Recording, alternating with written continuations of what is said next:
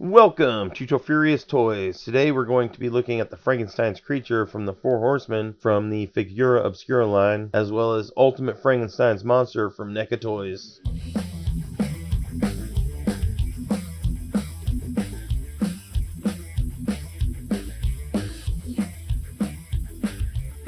On the front of the NECA Frankenstein package, we got a warning stating that the monster is loose, as well as a red shifted image of the Frankenstein's monster. Towards the bottom of the package, it says Frankenstein, and then underneath that, it says Ultimate Frankenstein's monster. Over here on the right, from the Four Horsemen's Figura Obscura line, it says Frankenstein's creature at the bottom, as well as an artist illustration of Frankenstein's creature. On the reverse side of the NECA package, we got 3 different poses for Frankenstein's creature, as well as a static headshot. On the reverse of the Figura Obscura package, we have a biography of Dr. Victor Frankenstein. Pause here if you'd like to read it.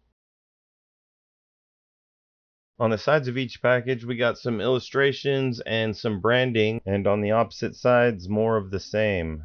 On the top of the NECA package, it simply says Frankenstein, and on top of the Figura Obscura package, there is some anatomy drawings as well as what looks like the electric generator. Bottom of both packages, just the legalese and the barcodes. Starting with the Frankenstein from NECA, we'll get inside here and see what's what. This first head here looks like he's rocking a little bit of a grimace. Second head here looks like he's cracking a bit of a smile. First spare set of hands here we have are just loosely opened. This spare set of hands are just reachy grabby hands. Here we have some manacles to keep the creature secure. Here are the flowers from the scene where he straight up murders a little girl. His head turns side to side where the neck meets the head, and there is also rotation where the neck meets the torso. He can look up that far. The shoulders go out that far, and then there is a full 360-degree rotation. He has a 90-degree elbow bend. The wrist bends this way, that far outward, and this far inward. Down on the lower torso, moving the jacket out of the way, there is movement at the waist. The hip joint kicks forward this far and bends outward that far. There is rotation around the ball joint. The knee is only 90 degrees in a single joint. As far as ankle articulation goes, it points down that far and not up too much. There is a forward-facing pin for ankle articulation. Removing this outer panel here, we get an artist rendering of Victor Frankenstein's workshop.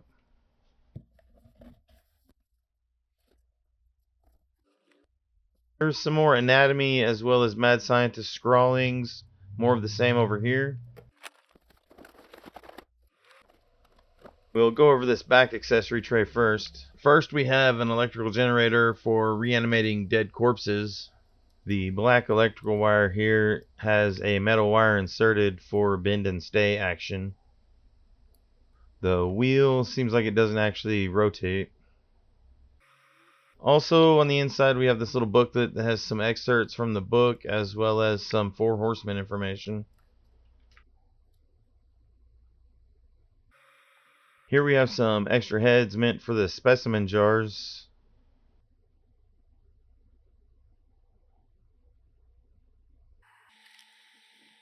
Here we have the base for the operating table as well as the base for the side table. Here we have the first of 3 specimen jars. It is the middle-sized jar. The second specimen jar is the smallest of the 3. Here we have the center post for the side table stand. Here's a skeleton hand, probably made for that smaller specimen jar. The second set of hands is just some slightly relaxed hands. Here we have the restraints for the operating table for holding the beast to the table. Here are the larger manacles for the ankles. And here we have the smaller manacles for the wrists. First off, here is the operating table. Here are his wrappings for when he was first reanimated. Not entirely sure what this is. Maybe it's a Tesla coil.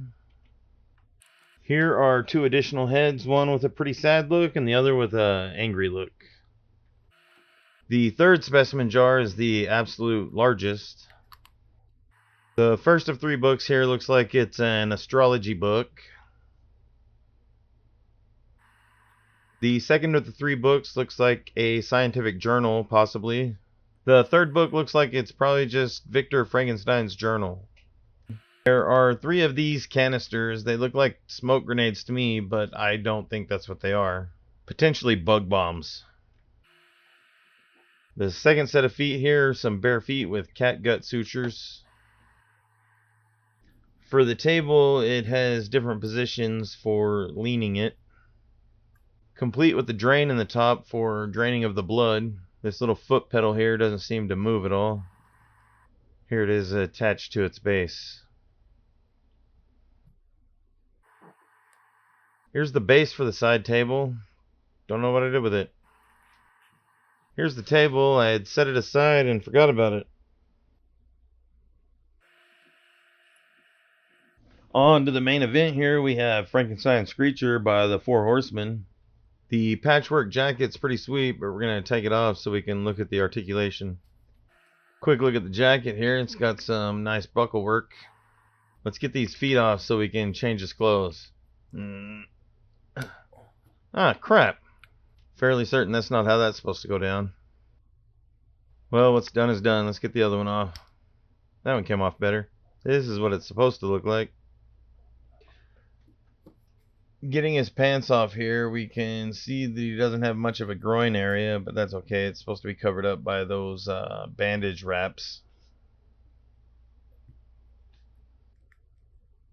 This is kind of nerve-wracking. I didn't want it to break like the foot. Let's get the bandage on here. Looks like it doesn't fit over that belt. We got to kick it off. Put that on. Try to pop this back into place. Here are his booted feet. Let's see if foot insertion is as hectic as foot removal. It's not really easy to push in. Probably should heat it up. I heated it up under warm water to get the torso back in place. Speaking of, he has full 360 waist rotation. Shoulder swings up that far, 360 degree rotation at the shoulder, 90 degree elbow, single joint rotation at the elbow, 360 degree wrist rotation. Looks up this far, down that far, exorcist rotation at the neck. Straightened out here, and we'll look at the leg articulation. Hip joint kicks out this far, kicks outward that far. Upper thigh rotation, single jointed knee, ball joint ankle articulation with forward facing pin for ankle rocker, 360 degree ankle rotation.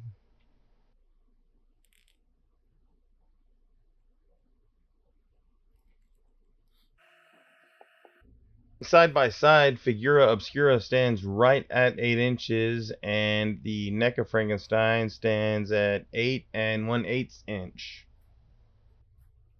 Obviously, the first comparison figure has to be Raphael as Frankenstein's monster. Up next is the Mr. Hyde Build-A-Figure from Marvel Legends, followed immediately by the Loose Collector's The Crypt Monster Hyde figure. Now we have Bubatros from the Mythic Legions, also by the Four Horsemen.